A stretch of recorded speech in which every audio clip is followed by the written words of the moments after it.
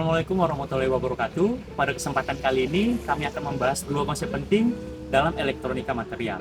Yang pertama adalah metal semiconductor junction dan yang kedua adalah Schottky junction. Pada pembahasan kali ini, kami mengacu pada file materi PPT mengenai metal semiconductor junction dan yang kedua adalah buku Principle of Materials and Devices by S.O. Kasab. Sebelum itu, kita harus mengetahui apa itu metal semiconductor junction. Metal semiconductor junction adalah struktur yang terbentuk ketika logam dan semikonduktor bersentuhan secara langsung, baik itu tipe N ataupun tipe P. Kontak ini menjadi fondasi dasar berbagai jenis perangkat elektronik modern saat ini. Kita ambil contoh dioda Schottky, sensor suhu, RFID, power converter, hingga transistor berkecepatan tinggi. Saat sebelum adanya sentuhan secara langsung, baik itu logam maupun semikonduktor, mereka memiliki karakter energi masing-masing. Kita mulai dari logam terlebih dahulu. Logam itu memiliki work function, yaitu energi minimum untuk melepaskan energi elektronnya, serta Fermi level yang menggambarkan posisi rata-rata energi elektronnya. Kita lanjut ke semikonduktor. Sama seperti logam, semikonduktor juga memiliki work function, namun ada parameter tambahan, yaitu energi affinity, yang menggambarkan seberapa mudah elektron berpindah atau bergerak dari semikonduktor ke vakum. Saat keduanya disatukan melalui proses fabrikasi, energi dari material mengalir dari energi yang lebih tinggi ke energi yang lebih rendah sampai Fermi level keduanya itu sejajar. Proses awal inilah yang menjadi dasar terbentuknya junction di antar muka logam dan semikonduktor. Dan dari sini fenomena terjadi listrik muncul. Setelah logam dan semikonduktor saling berkontak satu sama lain, maka proses selanjutnya adalah penyetaraan Fermi level.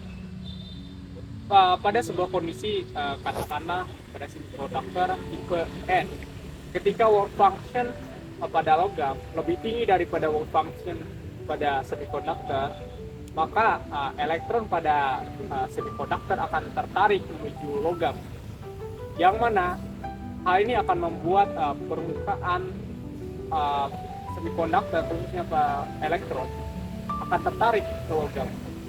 Akibatnya terdapat sebuah area yang mana akan sangat miskin sekali elektron.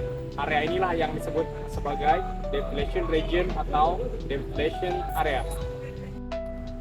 Distribusi muatan ini akan menghasilkan yang namanya muatan listrik internal, yang mana muatan listrik internal ini akan mempengaruhi pita energi semikonduktor.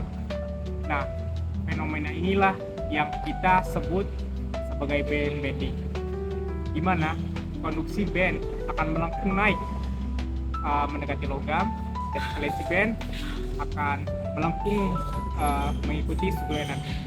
Nah, inilah yang menjadi fondasi dan untuk mencirikan apakah kontak antara semikonduktor dan logam ini akan menghasilkan sifat yang rectifier seperti dioda atau ohmic linear seperti resistor. Untuk semikonduktor tipe P ini sendiri, konsepnya sama seperti sebelumnya, tapi dengan arah elektron yang berlawanan. Nah, hasilnya tetap yaitu perubahan susunan pita semikonduktor yang menunjukkan adanya barrier ataupun tidak. Nah, perbedaan inilah antara sebelum dan sudah sangat signifikan, di mana diagram ini akan membantu memvisualisasikan bagaimana elektron bergerak dan bagaimana sifat listriknya dapat berbeda-beda. Dari band bending tadi, ada kemungkinan dua jenis kontak utama, yaitu Schottky kontak dan ohmic kontak. Schottky kontak terbentuk ketika work function logam lebih besar daripada semikonduktor tipe N. Perbedaan ini menyebabkan elektron pada semikonduktor berpindah menuju logam ketika keduanya bersentuhan.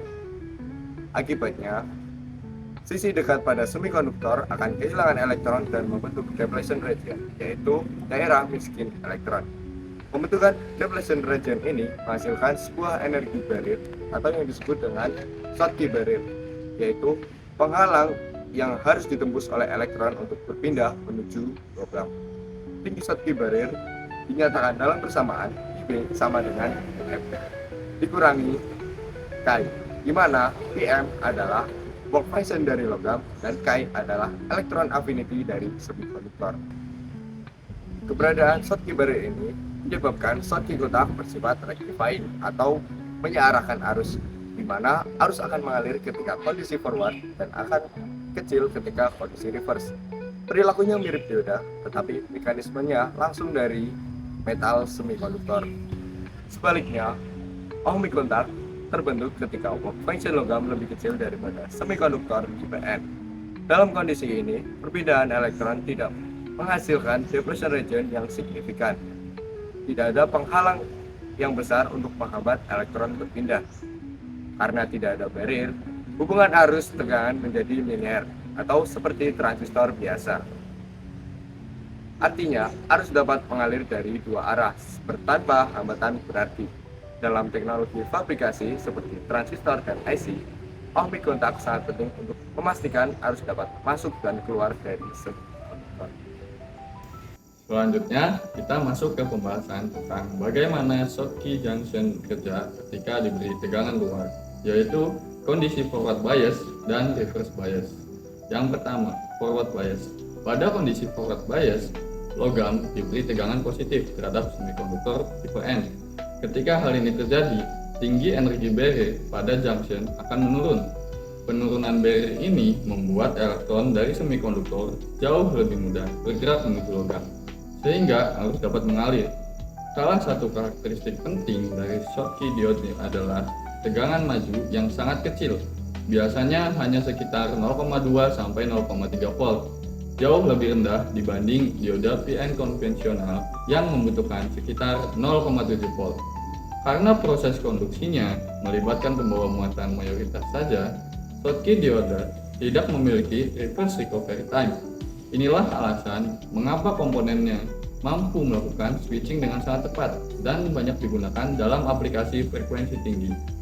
Yang kedua, reverse bias. Pada kondisi reverse bias, logam diberi tegangan negatif terhadap semikonduktor. Kondisi ini menyebabkan energi barrier meningkat sehingga elektron menjadi sangat sulit untuk menyeberang atau bergerak. Akibatnya, arus yang muncul hanyalah arus bocor yang sangat kecil.